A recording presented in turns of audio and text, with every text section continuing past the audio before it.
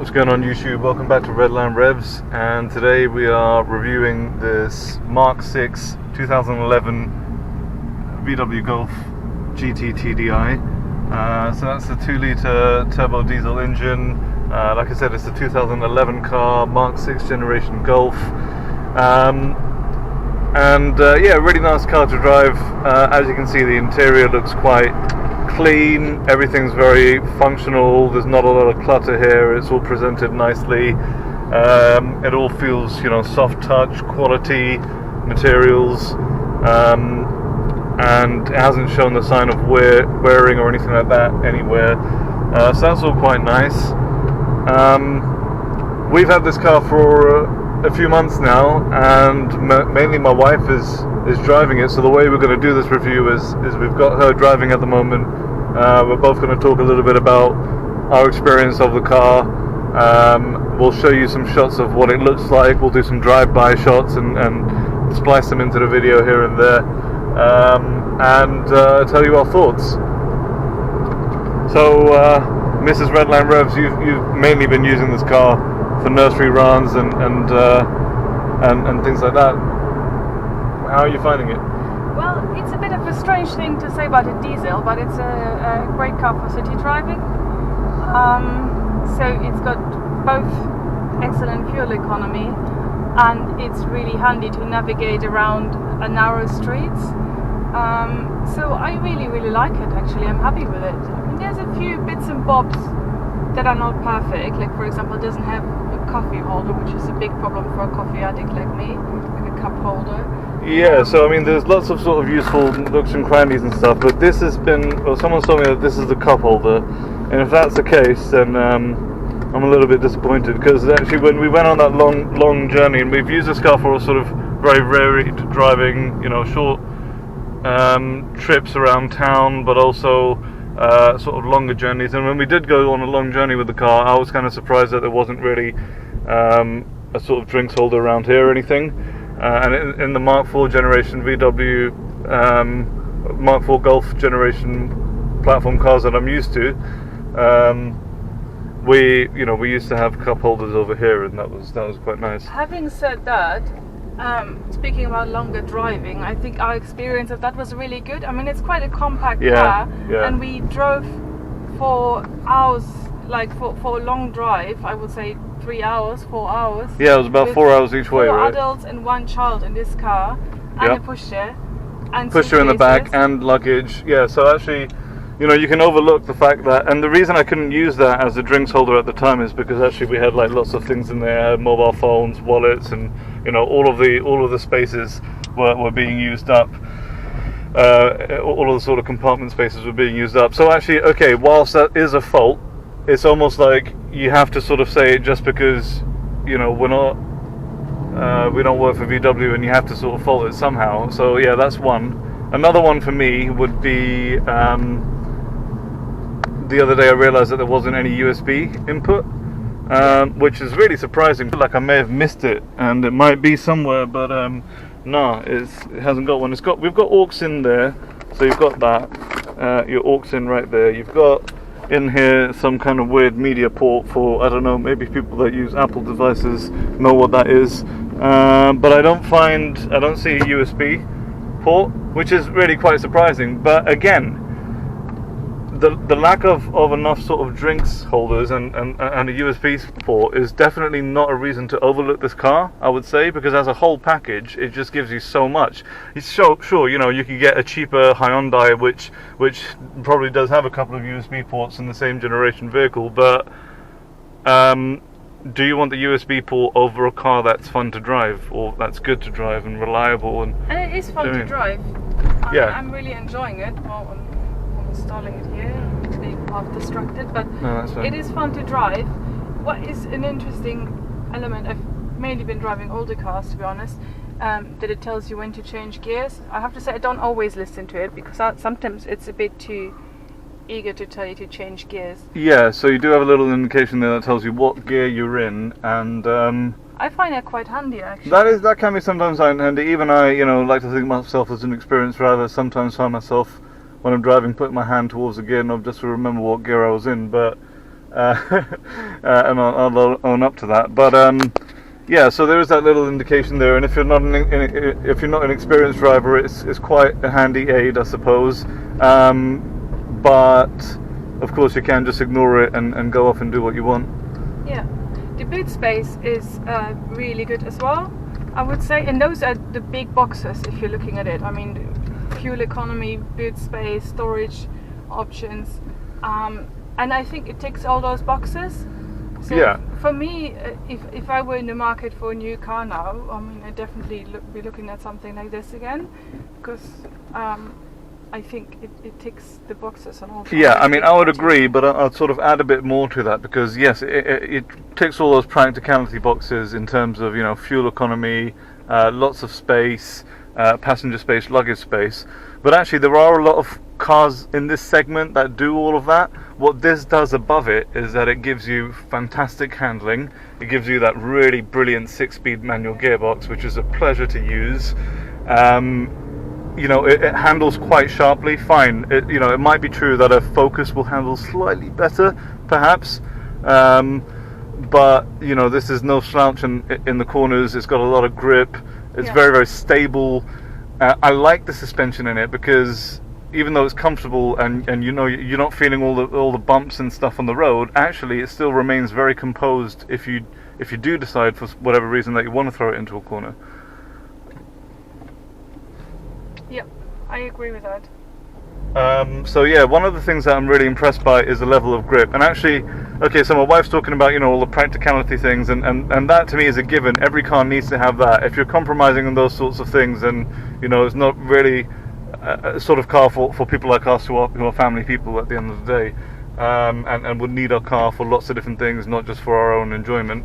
But as well as having all of that, all of the boxes ticked that you need for your, you know, practicality and your family life, you get a car that is a joy to drive.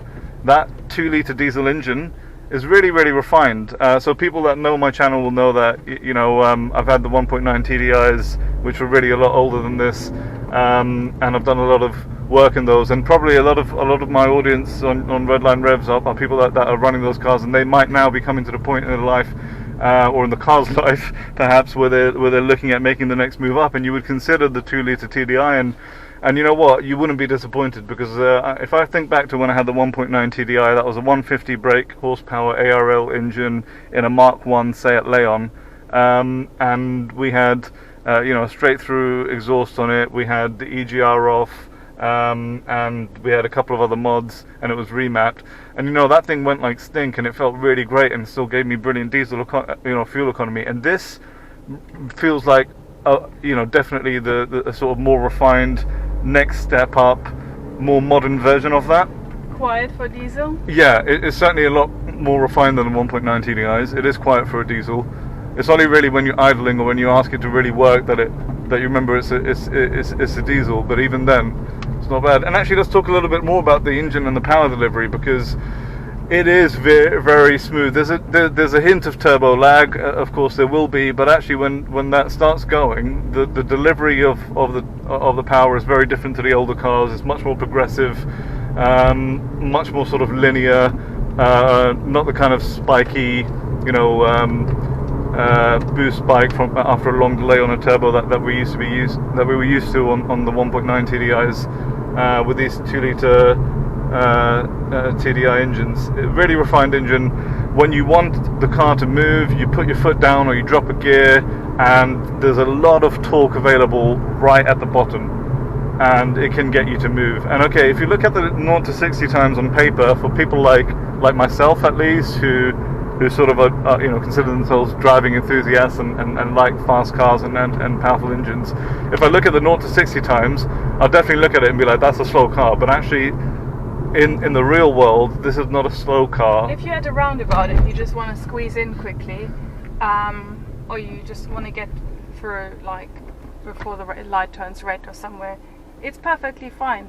It's good for all these things. It's like a nippy little city driver, I would say, which Yeah, again is an odd thing to say but even about on the diesel. motorway, it can build pace when you want it to, when you Yes. need it to, and you know what? You're still getting over 50 miles to the gallon. So actually, if you think back to that trip that we had, You know, we drove hundreds of miles, and I was shocked because we went on one tank, and we just kept driving and driving and driving. It was only halfway back on the motorway. We drove all the way to Devon and Cornwall, spent some time up there. We're driving back to London. It was only when we were halfway back on the motorway coming to London that I stopped to put £20 of fuel in the car, and we still had quite a lot. You know, it was just mind-boggling, the fuel economy, and that's what I miss a little bit, going from the old 1.9 TDI to the 1.8 T BAM in my Cooper R, which is my current daily, and this is, if you might want to think of it as Mrs. Redline Rev's daily, in a way. So yeah, so the fuel economy is absolutely fantastic. I would not be surprised if you're driving it normally and getting consistently, like, you know, 60 miles to the gallon or so, and I think that's really good. Yeah. Yeah. So we're talking about the torque, and it has got a lot of that. Now, being a diesel, obviously you can't rev very high, so your rev meter will run out of puff at 4,000 RPM if you're trying to push it. So that's about as far as you can get, but that's, you know, typical with a diesel. But actually, low down for town driving, for you know, moving quickly, the power is there, the torque is there whenever you need it, and this 2-litre diesel really does pull the engine along quite well. This is the 140 brake horsepower. There was also a 170 in this generation, you know, being used to the car that I'm used to, that I drive now, say it Land Cooper R, I would have thought that I couldn't get in a car like this. I wouldn't be able to drive it, I wouldn't enjoy it, but actually, you know, it still feels quick. She's doing it. Yeah, you see? Mrs. Redline Revs knows how to make it move. Look at that.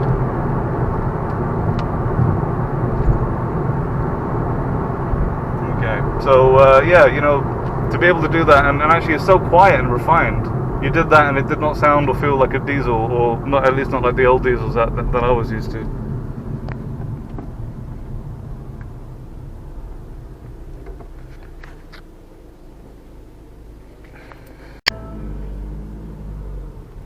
I think you should show the space at the back. You should show the boot. Yeah, okay, let's do that. Space in the back. We have got a child seat in here right now, and this car has heated leather interior. So the front seats are heated leather. The rear bench obviously isn't heated, but this black leather really does look good in the car, and I think easy to clean as well. Yeah, and you know, we've got a young child, so accidents happen and things like that, and we found, you know, having the leather interiors, it's been so simple to just wipe anything off that you might need to, and it still always looks good. So I think if I was getting a car like this, I would prefer to have one with the leather seats. I think they are much nicer. What's the investment? Yeah, we've not used the, you have got, you know, heated front seats. We've not used the seat heating. Would you like to try it now? I don't know. I'm not desperate for it, to be honest. No, it's not.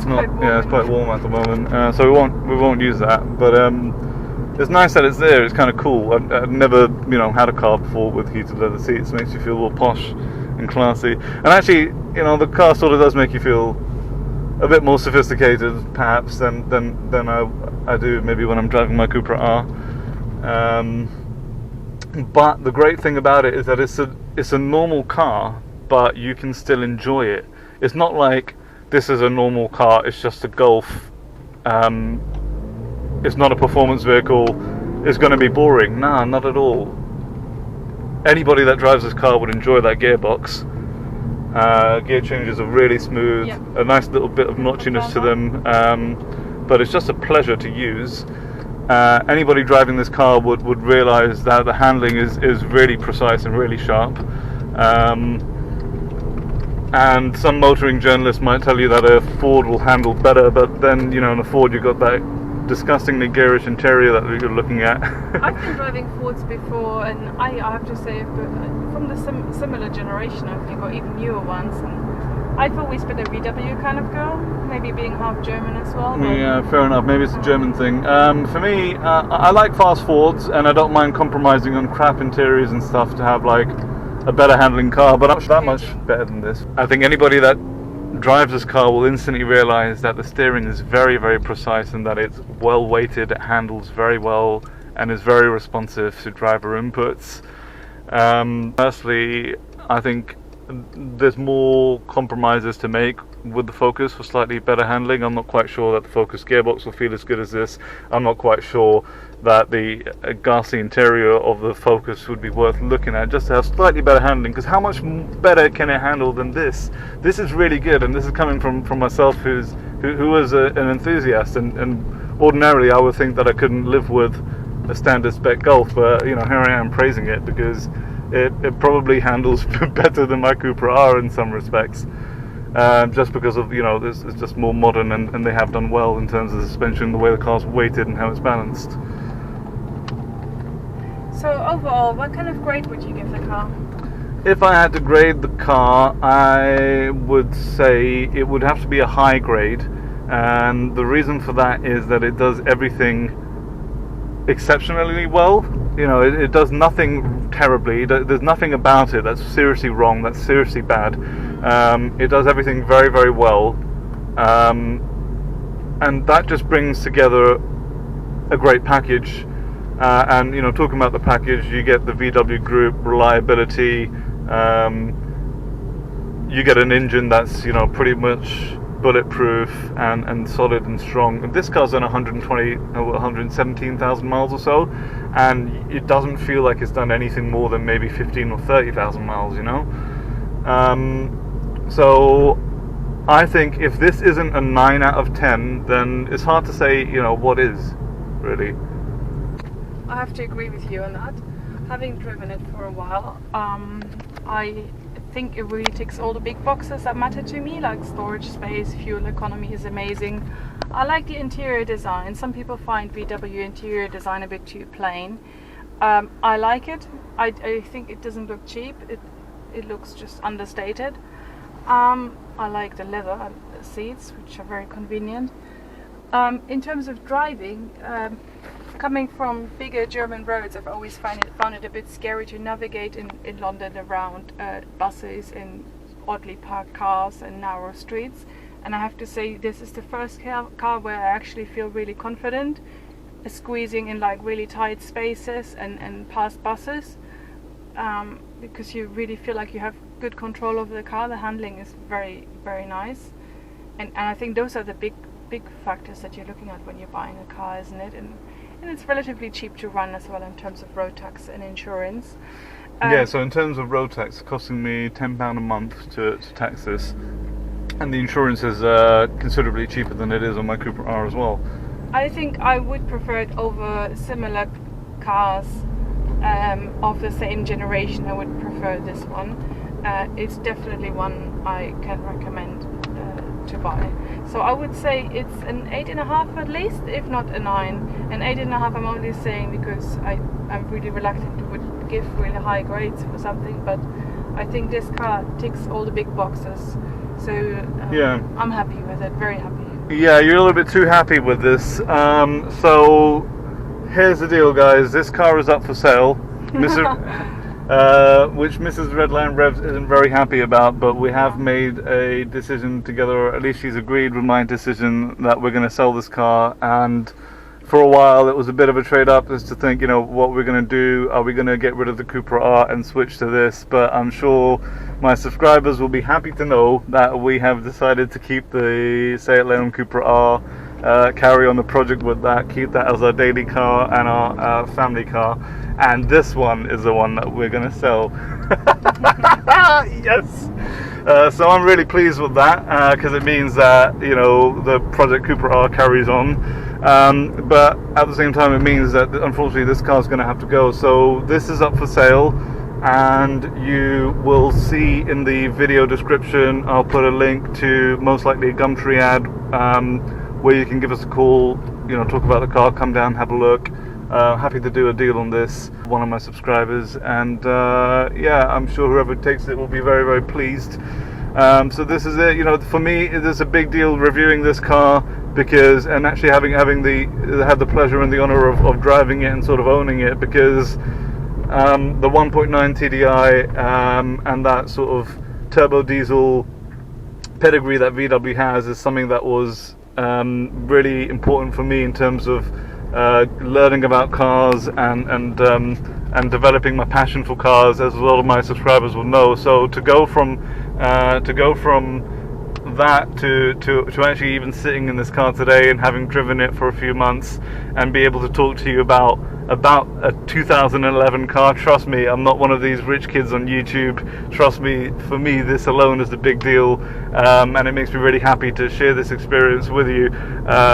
So you saw me doing the EGR valve and everything on the 1.9 TDIs. Back then I never thought that that I would be driving cars as new as this. This is 2018 right now. It's a 2011 car. To me, this is brand new.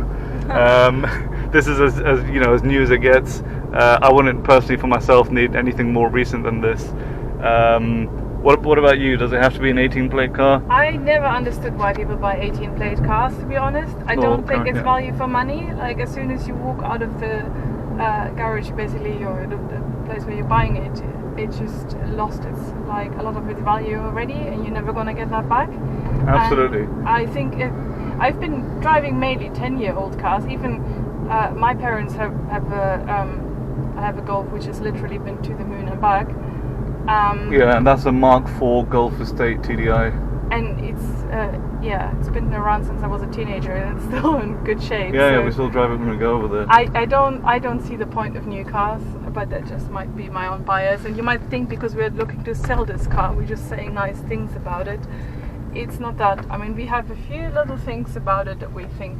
Yeah, that is not true at all. In fact, I'll give you one more criticism of the car just to prove our case, which is that, and actually I forgot to mention this earlier, the switches on the driver's side for the windows, I mean, they're all there, they're all in the right place, but have a look at this one. If I put the windows down, the switch sort of slides out of place and then just needs to be tapped back in, the switch gear. That's really surprising. And also, I mean, everything else just feels so good that really stands out, even just how it feels. And you can tell just by drivers being here and constantly flicking that it's pulled out. But you know what? On my Mark 1 Seat Leon, which is now a 15-year-old car, I don't have that. So yes, that is a fault to point out, because you'd expect all that to be perfect. And but the remote key for the boot. And Mrs. Redline Revs finds it a bit confusing opening the boot with a remote key lock. But I think you just have to hold the unlock button and then just open the boot relatively quickly after that. But again, like, we've done a whole video now where we've talked about, I don't know how many minutes about this car, and the only faults that we have, if we round them all back up, is there's not enough drink cup, there's no USB charger, and also that button is not very good. But those are definitely not reasons to overlook this car. Those are definitely not reasons to look at any lesser car over a VW Golf Mark 6 2-litre GT TDI, because everything here works fantastically. That engine is very, very refined and has a lot of torque and delivers you insane fuel economy. This gearbox is a joy and a pleasure to use. The clutch is very, very smooth. The steering is well weighted and precise, and the suspension strikes a perfect balance between comfort for the crap kind of roads that we have around London, but at the same time, it's well composed and firm enough to handle well. So for me, it's a 9 out of 10 car. For Mrs. Redline Revs, it's an 8.5 out of 10, just because she's a bit more sort of discerning and critical about things. And like I said, this car's up for sale, so check out the description and get the link to the ads.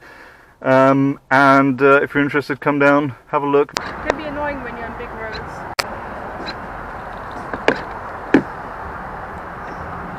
See what you mean?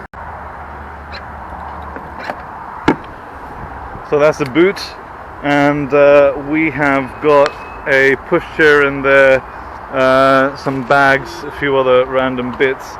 I have taken the parcel shelf out just because sometimes we're overloading this space, and just because we're keeping the pushchair in here permanently, it means we can get all of our shopping and anything else that we need in there as well. But yeah, plenty of boot space. Nice looking tailgate as well. Driver seats, heated leather Oh wait, let me take my hand. It's the rear bench. The seats, everything just looks really nice in here.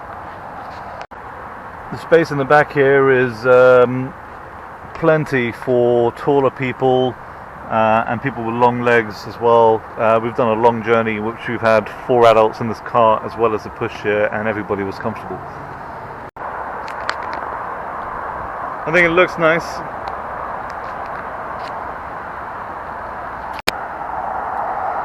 So this is how it looks on the outside, and this one is finished in what they call United Grey, kind of metallic grey colour.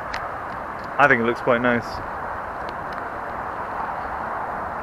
Nice looking grille on the front.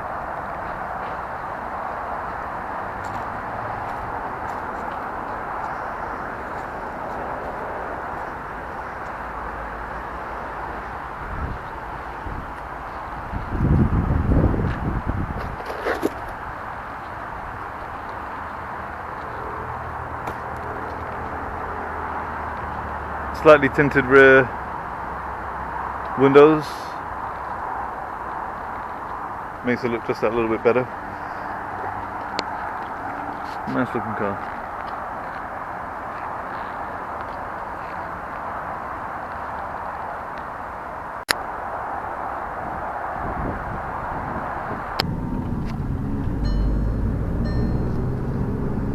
Oh, it does warn you when you're not wearing a seatbelt. That's me. Sorry about that. There we go.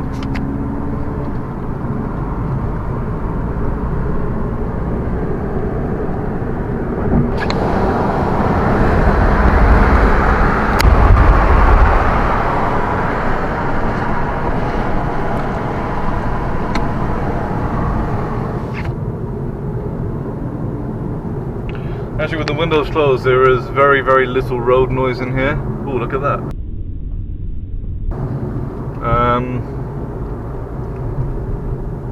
So you're quite well insulated in the cabin, and that just adds to the sense of refinement that this car has about it.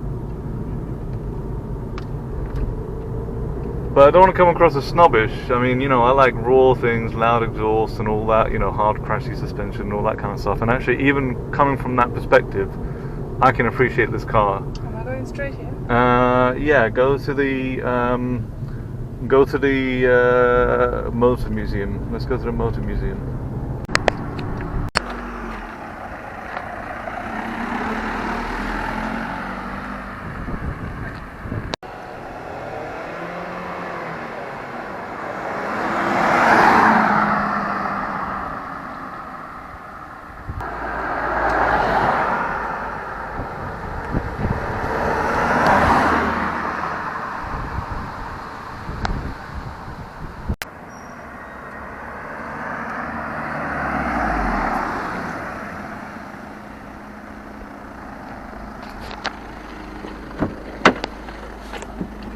Yeah, let's go. Not bad, Mrs. Redline Revs. Thanks. Let's go.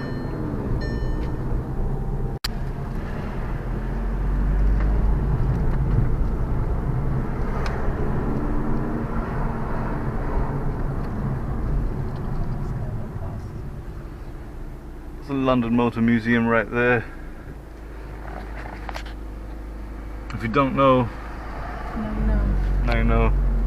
Looks glam. Yeah.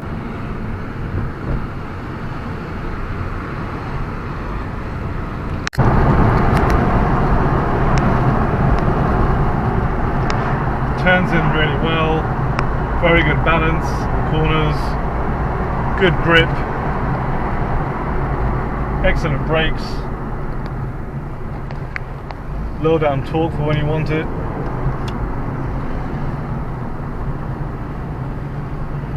It's a really good package as a car. Actually, it does everything very, very well. There's nothing that it does badly. I think I probably would always get it in a manual. I mean, unless I was elderly or had any other reason for needing an automatic. because this manual gearbox just feels absolutely brilliant. And then you know you can have the car for a long time, high mileage, whatever, and you're not going to have the kind of problems that you could with an older sort of auto box.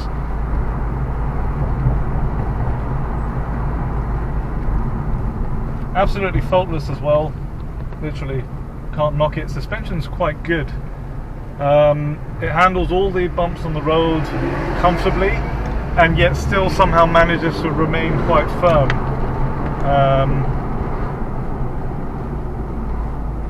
And again, I don't know if you can tell there, but when you ask the car to move, it really can. So, fantastic car. This is Redline Revs. This is a Mark 6 Golf GT TDI 2011. This is our review of it. Mr. and Mrs. Redline Revs, thank you very much. Touch.